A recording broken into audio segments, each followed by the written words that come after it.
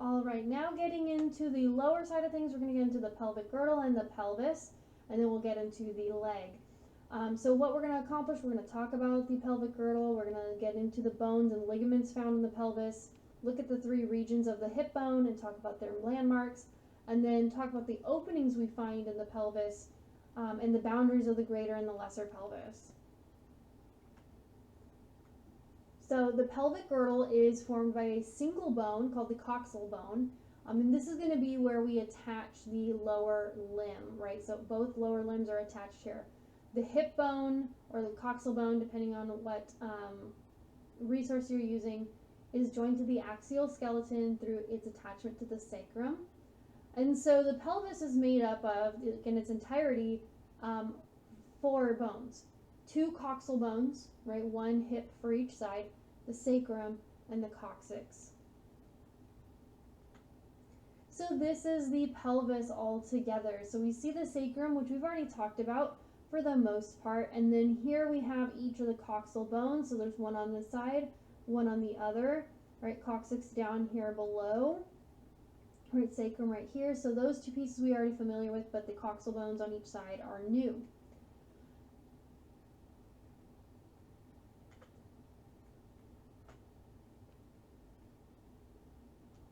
We see a few things right away. One is this joint that joins the sacrum to the coxal bone. This is called the sacroiliac joint, right? And we'll talk about why it's called the sacroiliac joint in just a little bit. We have the acetabulum. This is going to be where the femur is going to articulate, so we join the leg there. The obturator foramen, which is this big hole we see on the side. There's another one over here. The ischiopubic ramus down here, and then the pubic symphysis, which is going to be some connective tissue that is going to join the 2 sides of the pelvis together. The big opening we have here is called the pelvic brim, right? And so that's going to be where we can urinate through, where we can defecate through, or give birth through.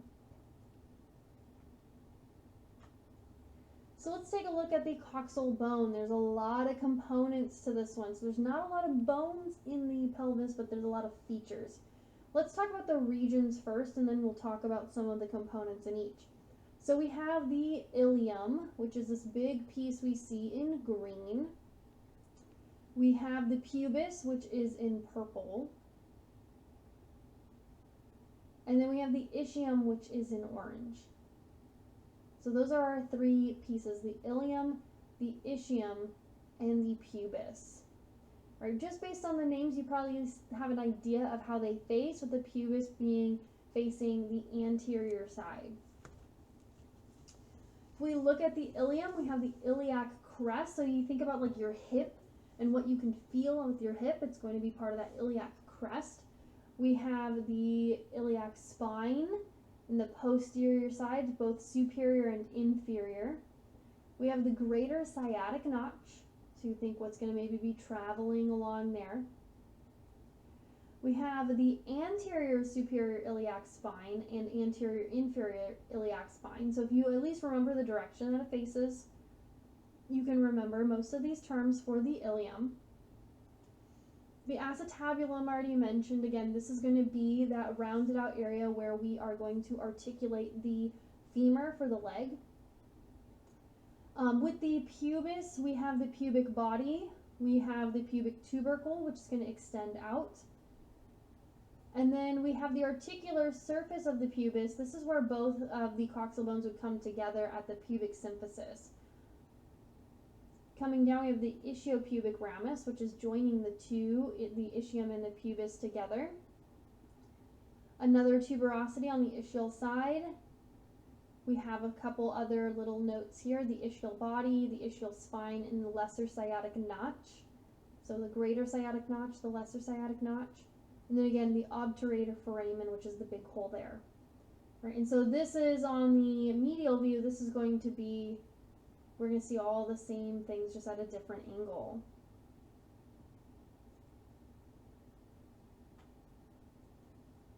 Because we have so many components and we're holding together a lot here, the ligaments of the pelvis are extremely important and are going to hold things together. So let's talk about some of the ligaments. We have the posterior sacroiliac ligament. So posterior, I think we're on the back side, right? We're looking at this from the posterior end.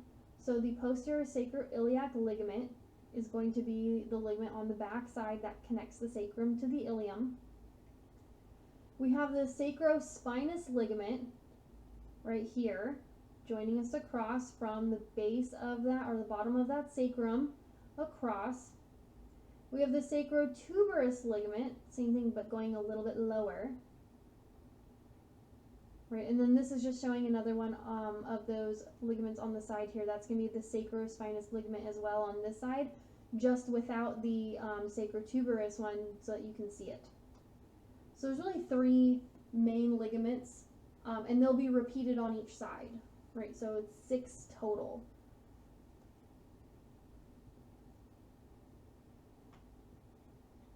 Now, in terms of differences between the male and female pelvis, I'm not going to be so concerned about this, but it's something that's interesting to look at. So if we look at the pelvic weight, the female pelvis, or someone who is assigned female at birth, typically is going to have a pelvis that is lighter and thinner, whereas the pelvis belonging to someone assigned male at birth is generally thicker and heavier. With the female pelvis, we have a round or an oval shape with the inlet, whereas in the male side it's more heart-shaped.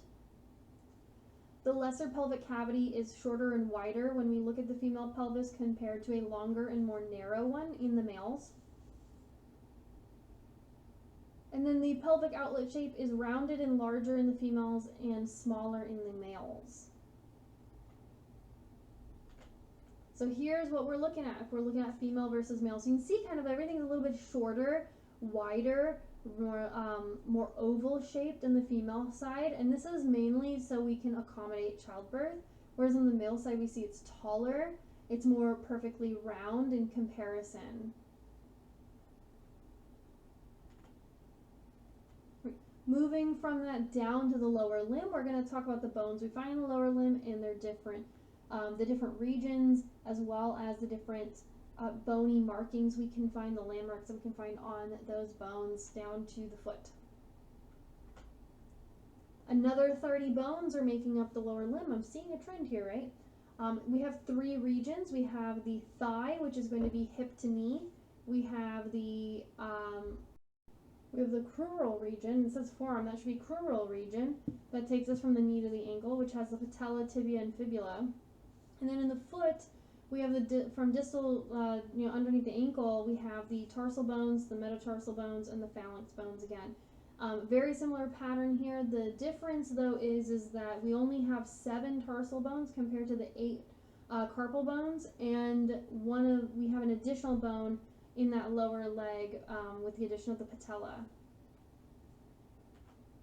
So let's look at how this gets put together. So here are the coxal bones. Here we see the femur coming together. Here we have the patella, and then the fibula and the tibia. We can't see the feet here. If we look at some of the components that we have the head and neck of the femur. This is one that's very distinct. We see this same common rounded out head that we see in the humerus because this bone is locking into a ball and socket joint. And then we see this large extension called the greater trochanter, the lesser trochanter on the opposite side. We have the gluteal tuberosity, named for the muscle that's going to attach. So we have gluteal muscles that will attach to the tuberosity. The intertrochanteric line and crest, which is between the 2 different trochanters. The linea aspera, which we see on the back side. And then this is the body or the shaft of the femur. And then as we get down, we have the adductor tubercle, which is going to help with adduction, bringing this leg in towards the midline. And we have the lateral and medial epicondyles again. So you kind of have some terms that are getting repeated with the femur like we saw with the humerus. On the backside, we have the medial and lateral condyles that are extending even further out, and the intercondylar fossa, which is this little divot, this little dip in between the two. The patella is just this little sesamoid bone we see in the front on the anterior side of the femur. Moving down to the tibia and fibula. The tibia is going to be what forms what you think of when you think of your shin. It's the bigger one of the two. So we have the tibia and then the fibula coming down. You see it's a kind of similar pattern to what we saw in the forearm. We see a lateral and medial condyle at the top of the tibia. The tibial tuberosity, again for those connections, for those articulations. We have the medial malleolus and the lateral malleolus. So medial malleolus is found on the tibia, lateral malleolus is found on the fibula. And on the fibula, we just have there's just a couple of pieces. We just have that head of the fibula, right, and the lateral malleolus. The back of the tibia, though, we see that soleal line, right, coming down. And we have the articular surface for the lateral and medial condyles of the femur, right? So the femur can kind of lock in there. It fits in kind of like a little puzzle piece. And just like we saw with the radius and the ulna, we also have the interosseous membrane, right? Kind of keeping these two bones near each other. When we get down to the foot, right, we have a same kind of pattern here. We have with the toe and the other digits. We have the phalanges, proximal, middle, and distal. Proximal and distal only for the big toe, just like we saw with the hand and the thumb. We have the metatarsals 1 through 5, starting with the big toe. And then these are the big ones, right? These are the tarsals that we care about. Starting at the top and working our way down, we have the medial, intermediate, and lateral cuneiform. So 1, 2, 3, connecting to those first 3 toes. We have the cuboid taking over for 4 and 5. The navicular down next to that. The talus, which this is what's going to be one of the things that articulates with your lower leg. And then the calcaneus, which is what forms your heel. So if we're looking at it from the side here, right, we would see just that little sliver of the medial cuneiform, intermediate, lateral cuneiform, cuboid, navicular, talus, calcaneus. And looking at from the other side, so this is on the side where we have the big toe, right, the first metatarsal. We see the medial one, intermediate, and the lateral is not visible here. We see the navicular. We can't see the cuboid from this side. We just see the talus and the calcaneus.